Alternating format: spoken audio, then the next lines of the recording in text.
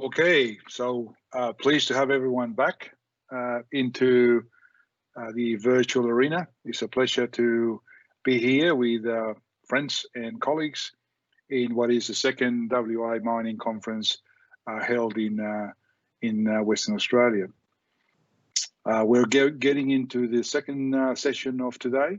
We were lucky this morning to share presentations from Andrew Shelton, who provided a deep insight into COVID-19 and the economic impact, and a amazing presentation from Graham Stemway in the strategic impact of COVID-19 into our sector. So as we progress, I'm really pleased to introduce Nicolas Jubera.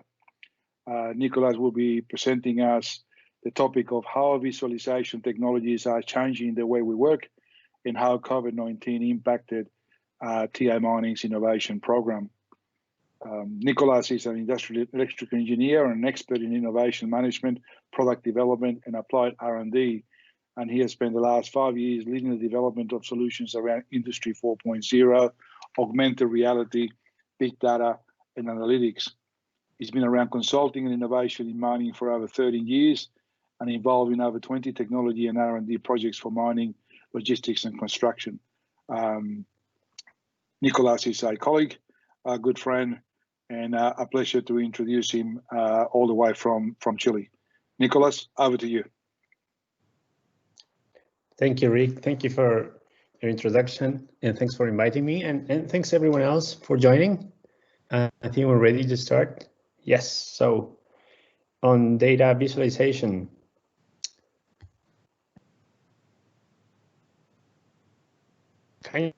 Yeah, then it's running. Can you confirm it's running, right? Yes.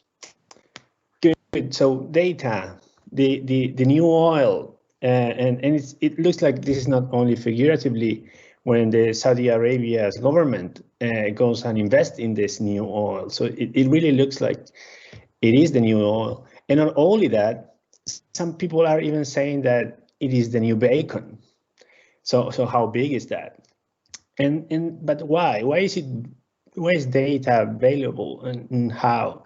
And so we can go and see the principles behind it, because the data is not really valuable. It is defined as objective facts or observations, unorganized and processed, that don't convey any specific meaning. They don't really have value. So, but it's the new oil, isn't it? So how can we think of it? And here we can use a tool, which is this DIKW pyramid. Probably some of you have heard of it before. And that tells that data can be transformed. The data you have that has no value, no meaning, can be transformed into first information. Information meaning that it is data that has been processed so that it becomes meaningful. And that information in the mind of an expert becomes knowledge, which is the combination of information where you add expert opinion, skills, experience, and now it's an asset that you can use to aid decision making. And over that is wisdom, which is no one's very good at defining, but it's the highest level of abstraction with foresight. And basically, it is the ability to act and make these great decisions. So that's how, at the end, those great decisions are the ones creating the value. And so the same way we think of the oil, it's actually crude oil, and there are many steps how you add value to that data, and then at the end becomes something valuable. And so that's how data becomes value. And what are those steps, and how do you do that? So one way to do it is through AI, right? But that's not what we're here to talk about, because data visualization is not really there. And so data visualization is a tool, something we can use in that process. And what is a tool? Here we can ask Steve Jobs. I remember reading an article when I was about 12 years old, I think it might have been in Scientific American, where they measured the efficiency of locomotion for all these species on planet Earth. How many kilocalories did they expend to get from point A to point B? And the condor one came in at the top of the list, surpassed everything else. And humans came in about a third of the way down the list, which was not such a great showing for the crown of creation. And but somebody there had the imagination to test the efficiency of a human riding a bicycle. Human riding a bicycle blew away the condor, all the way off the top of the list. And it made a really big impression on me that we humans are tool builders, and that we can fashion tools that amplify these inherent abilities that we have to spectacular magnitudes. And so for me, a computer has always been a bicycle of the mind, something that takes us far beyond our inherent abilities. And I think we're just at the early stages of this tool, very early stages. And we've come only a very short distance, and it's still in its formation, but already we've seen enormous changes. I think that's nothing compared to what's coming in the next 100 years. So data visualization is this tool that can help us as humans somehow take data and transform that into improved decisions and value. So here it's a good concept to have in mind when we're talking about data analytics. Data visualization is that one way is AI and the other is what's being called, so one AI and the other one is IA, right? So one is artificial intelligence, but the other one is intelligence amplification or augmented intelligence or cognitive amplification, many different names for that. And data visualization is a way of augmenting human capacities to process information and take decisions. A different thing is to support automatic decision making, right? So, for example, when Netflix offers you or recommends a movie, that's an AI working on the data they have from you and their other users. A different thing is data visualization. So that's how and why it's valuable, but why now? This is something that it's becoming a more of a trend. Why are we talking so much now about data analytics, data visualization? Is data visualization something new? Well, not really. And using computer systems, it's been around for some decades. But what is happening right now, it is what we're talking now about, this fourth industrial revolution. You've probably heard of it, and we're talking about mining 4 is industry 4 principles applied to mining. And behind each industry revolution, there were some enabling technologies. So for the first industrial revolution, we had the steam power. That was one of the enabling technologies. And then for the second industrial revolution, it was electrical energy. Then the third in the 70s with automation, the first robots in factories.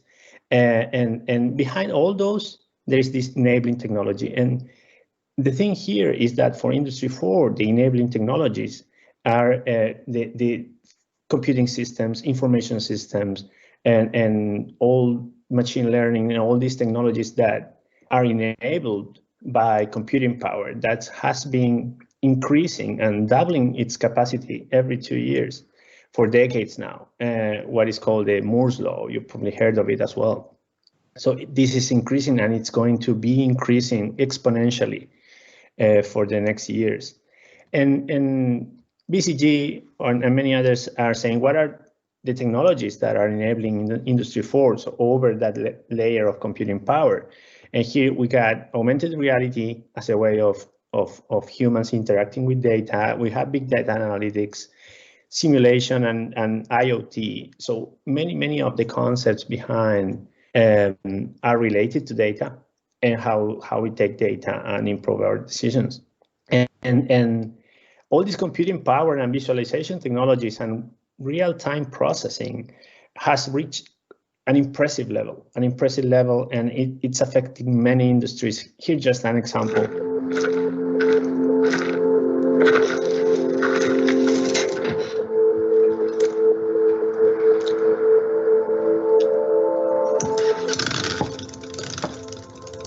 Great, let's cut and reset.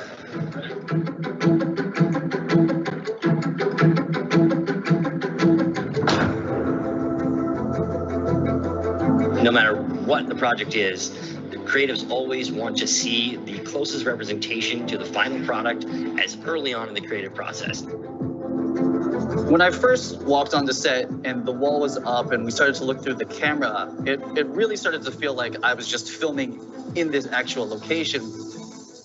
We can track a camera's position in space in real time and render its perspective so that we can compellingly convince a camera that something else is happening in front of it that really isn't there. The thing to keep in mind is that the 3D world that you see on the wall is also a 3D scene that you can manipulate in Unreal Engine. So this gives the filmmakers full flexibility to make any change they want to the scene live. Now, why am I showing you this about filmmaking? Well, an interesting thing is all these guys that we're talking there are mainly from the video game industry, and they have been developing all these tools around real-time 3D processing. And when you think about mining, the mines themselves are 3D, and when you want to take data and visualize it, 3D is important. And when you want to do it in real time, having all these tools are enabling so much more things that we can do today. Okay, and how do we use data visualization? And this is not an exhaustive list, but it helps with the conversation. At least you can think of it in three ways. One is discovery, other is communication, and the third is situation awareness. So first, around discovery, it's about taking big data sets and exploring them and discovering things, getting insights from the data. So here an applied example from the industry. So you take data, say, from your dispatch systems. It's very basic data. And now you can take it to a 3D environment, and now you can start analyzing. And for example, this is actually an example from 4 years ago, and GPS data is becoming more reliable. But back then it was very noisy, a lot of errors in the data. So actually, computers were having a lot of problems analyzing it because which part of the data is the one that is the one you can use. But we humans, we can detect patterns. And so we can play a little bit with the data, explore it in the 3D environment, then in time, and we as humans can detect the patterns and find the insights, which are quite very difficult to do with machines when your data quality is very low. So this is just as an example, and then you give more and more context to the data, and now it starts making sense, and you can start getting insights, in this case, about the performance of your load and hold process, say, and also seeing now in time. So it's same thing we saw before, but now it's in time, and you can see, for example, what's the performance of your whole routes, and are you having lines, are you having queues? So this is examples of exploring your data to get the insights, so to see what the performance gaps may be, for example. So a second way of using the data visualization is for communication. So you have, for example, a phenomena or a problem, and you can use the concept of data stories. What is a data story? Here's a good example. This is actually a classic from Hans Rosling. First, an axis for health, life expectancy, from 25 years to 75 years. And down here, an axis for wealth, income per person, $400,000, $4,000, and $40,000. So down here is poor and sick, and up here is rich and healthy. Now, I'm going to show you the world 200 years ago, in 1810. Here come all the countries. Europe brown, Asia red, Middle East green, Africa south of Sahara blue, and the Americas yellow. And the size of the country bubbles show the size of the population. And in 1810, it was pretty crowded down there, wasn't it? All countries were sick and poor. Life expectancy were below 40 in all countries. And only UK and the Netherlands were slightly better off, but not much. And now, why start the world? The Industrial Revolution makes countries in Europe and elsewhere move away from the rest. But the colonized countries in Asia and Africa, they are stuck down there. And eventually, the Western countries get healthier and healthier. And now we slow down to show the impact of the First World War and the Spanish flu epidemic. What a catastrophe. And now I speed up through the 1920s and the 1930s. And in spite of the Great Depression, Western countries forge on towards greater wealth and health. Japan and some others try to follow, but most countries stay down here. Now, after the tragedies of the Second World War, we stop a bit to look at the world in 1948. I really recommend you watch it if you haven't, so you can see the end of it. So that's an example of a data story. This Hans Rosling, expert in health, is using data to tell a story. And you can also watch it on Japanese television. They always have some good ideas about showing data. This is from last week, I think. And the third one is situation awareness. And this is something we in particular at TIMining work a bit more with. And to explain it a bit more, what is the concept of situation awareness?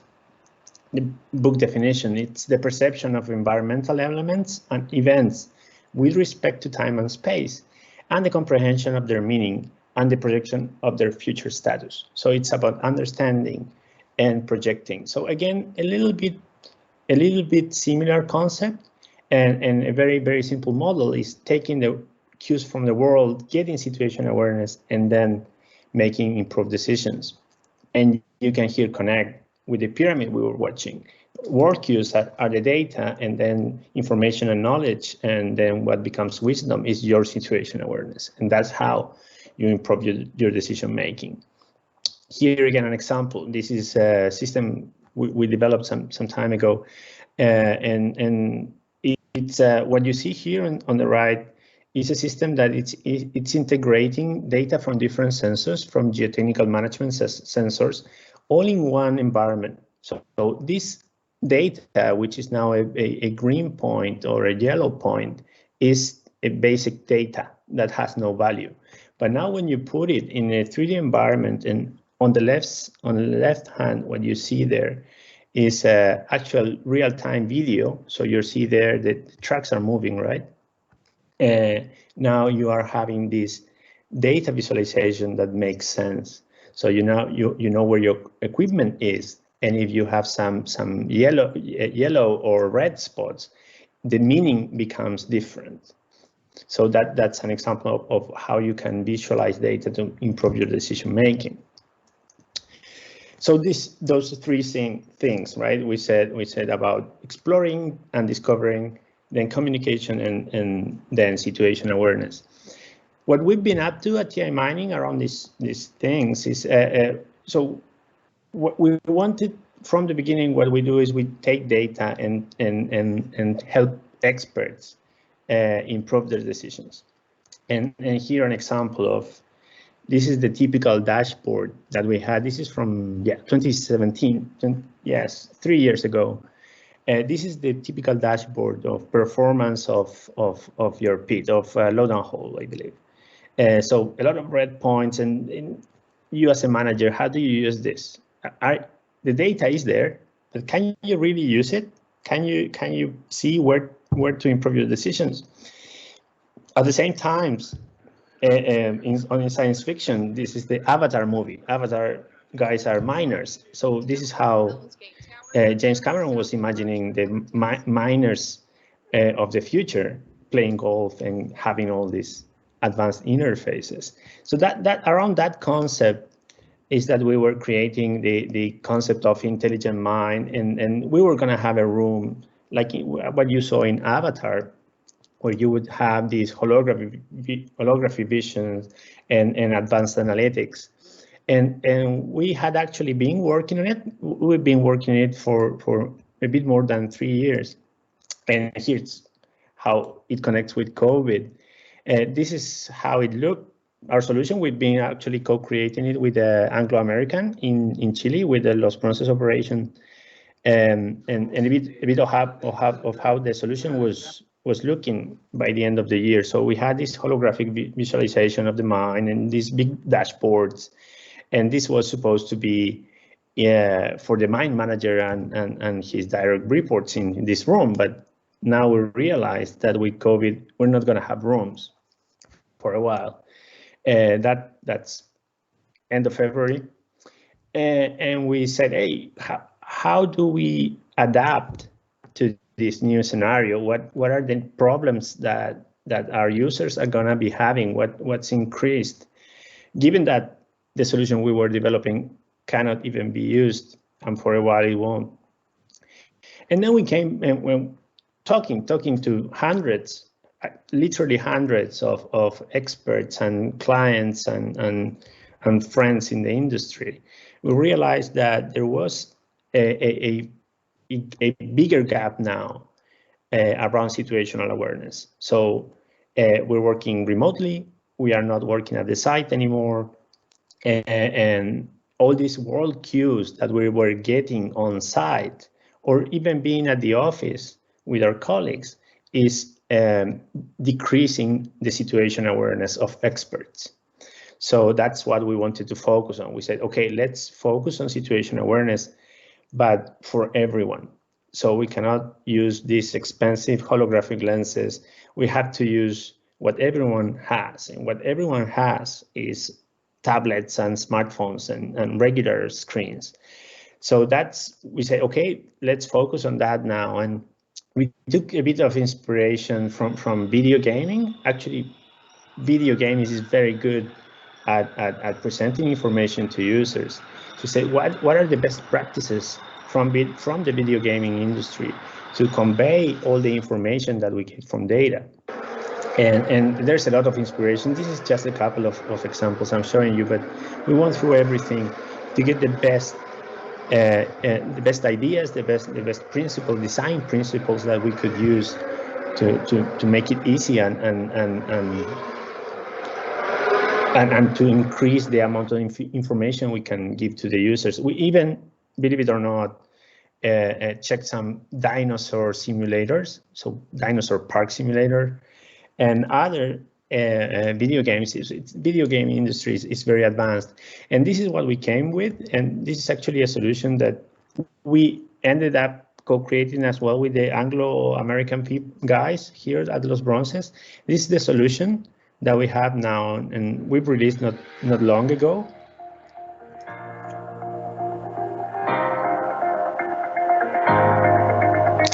So this is the solution we're calling TIMining, around the concept of situational awareness, taking all this data from the site and put it in one environment that it's very intuitive and easy to use, where experts can better understand what is happening and what has happened in the past as well, and have the same principles of taking this data to one holistic environment.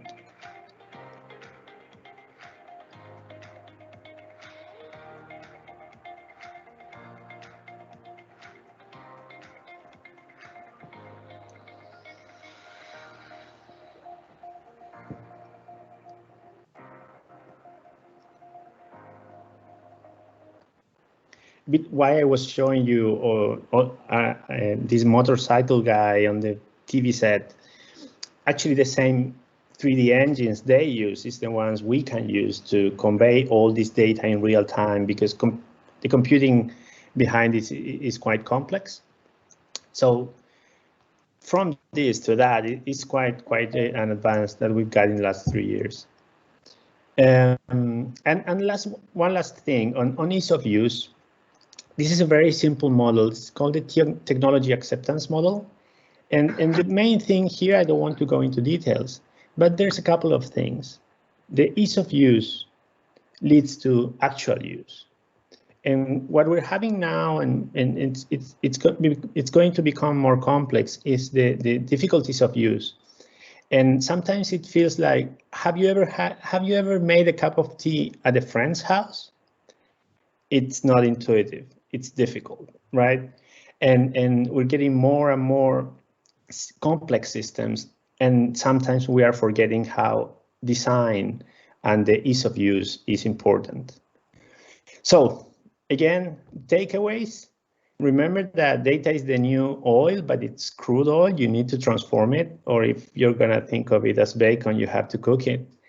Some problems will be solved by AI, but for some, it's better to keep the expert in the loop and give him the proper tools.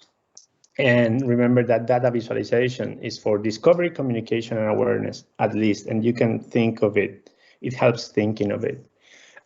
Keep in mind the ease of use and keep your user in your design. Consider that.